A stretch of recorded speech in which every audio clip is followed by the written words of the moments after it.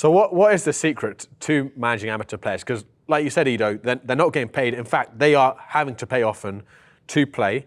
Obviously, every team has interesting personalities. I know Richmond has their fair share. You know, I remember one of your players once told me in an interview that his objective after winning Division 1 with Richmond was to go play in the World Cup and win a Ballon d'Or.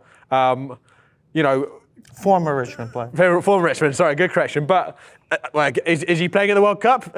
Not as of yet. Not as yet, but maybe. But anyway. But dreams can always be achieved. They always be achieved. They always can be, yeah.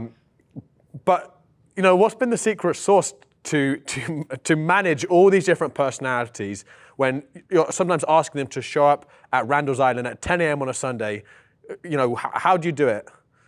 You want to take that? Yeah, I'll take that. Well, you're going to laugh and you're going to think I'm lying, but a major help to this is we have a group chat on Viber. It's a messaging app.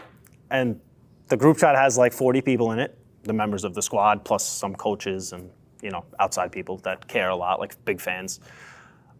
This group chat is very active, and it's not only about team. It's about, like, we talk about everything in there because the club is very close. About personal lives. Yeah, everything. the players are close. There's a lot of friends on the team. A lot of guys have been together for a long time in terms of soccer. So we talk about everything in there. That kind of keeps the club together. It pushes people to train. It pushes people to show what they did today. Like, did they go run? Did they go work out? After a bad game, it puts pressure on players. Like, some people get bashed for playing poorly. So it works both ways. So it's like a little town square for Richmond. So if someone's had a bad game, they're going to hear about it. Yeah. And some guys don't like it either. Some guys don't like the group chat. They stay out of it.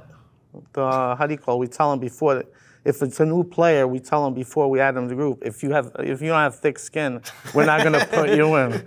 So, you know. What do you think has been the meanest thing that's been said in that? Like, I'm sure like, let's not get into obscenities. I'm sure some of those, but like just like a sort of on the nose but mean comment that's been said about a player after they've had a rough game. Oh, it's really rough in there.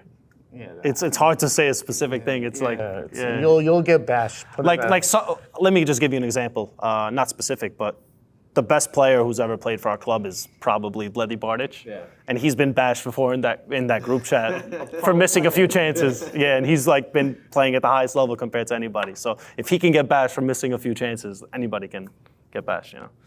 And another person that's very active in the chat and will bash anyone is Kemal's and Hal's dad.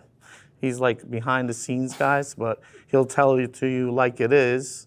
But also he helps with the club because he loves to train people, like running. Yeah, he's a big fitness coach. He runs his own gym, right? Yeah, he's a big fitness coach. He has a little boxing. So on anyone's spare time that wants to get extra fitness, and he'll put in the time with them to get them in shape for the season or the next game or whatnot. So we got to give a little props out to Chamo.